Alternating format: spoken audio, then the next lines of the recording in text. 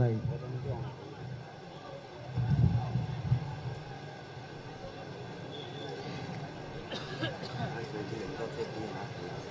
আজকে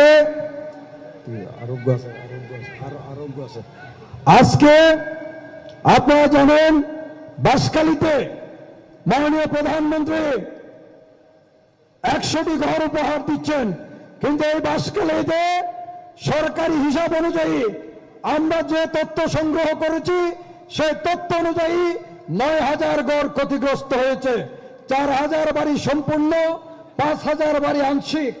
আমরা আশা করি মাননীয় প্রধানমন্ত্রীর দিক নির্দেশনায় বিভিন্ন এনজিও এবং দাতা সংস্থাগুলোর মাধ্যমে আগামী দিনে আমাদের মিশকাতুল ইসলাম চৌধুরী পাপ্পার মাধ্যমে এই বাঁশখালীর বাকি ঘরগুলোর পুনর্বাসন প্রক্রিয়া ইনশাআল্লাহ শুরু হবে।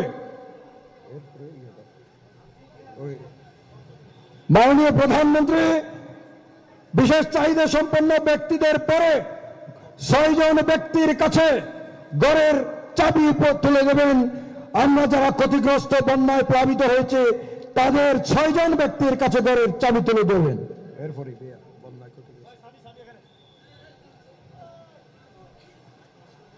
আমাদের মাননীয় প্রধানমন্ত্রী যারা ক্ষতিগ্রস্ত নির্মিত ঘর চাবি হস্তান্তর করবে, এর পরবর্তীতে প্রস্তুত থাকার জন্য বিনীত অনুরোধ জানাচ্ছি।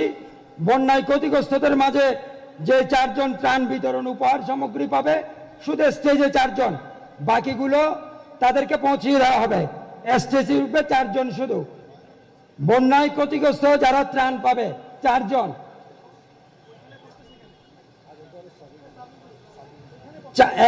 এরপরে চাবির পরে বন্যায় যারা ক্ষতিগ্রস্ত ত্রাণ পাবে তারা 4 জন উঠবে। আগে চাবি ঘর হস্তান্তর হবে।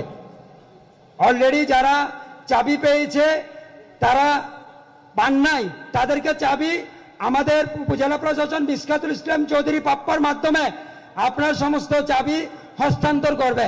শুধু মাননীয় প্রধানমন্ত্রী আমাদের প্রিয় নেতা জনাব তারেক রহমান তাদের আনুষ্ঠানিক চাবিগুলো প্রদান করবে, বাকি চাবিগুলো তাদেরকে পৌঁছিয়ে দেওয়া হবে। চাবি হস্তান্তর করছে। এরপরে বন্যায় ক্ষতিগ্রস্তদের মাঝে ত্রাণ বিতরণ অনুষ্ঠান 4 জন, শুধু 4 জন উঠবে স্টেজে। আমরা ত্রাণ বিতরণের পরে আমাদের প্রাণপ্রিয় নেতা বাঁশখালীর মানুষরা যারা সারা দিন রাত পরিশ্রম করে বসে রয়েছেন, আমাদের প্রাণপ্রিয় প্রধানমন্ত্রী বক্তব্য রাখবেন। আমাদের আনুষ্ঠানিকতা শেষে, ত্রাণ বিতরণ শেষে আমাদের মাঝে আমাদের প্রধানমন্ত্রী মহোদয় আমাদের বাঁশখালীর উদ্দেশ্যে বক্তব্য রাখবেন, বাঁশখালী গণমানুষের প্রতি বক্তব্য রাখবেন, বাঁশখালী উন্নয়নের যে বক্তব্য রাখবেন। আমরা তার বক্তব্য শুনে আমরা মনে করি আজকের প্রধানমন্ত্রী, বাংলাদেশের প্রধানমন্ত্রী বাঁশখালীতে এসে আমাদেরকে যে আমরা অভিনন্দন জানাচ্ছি।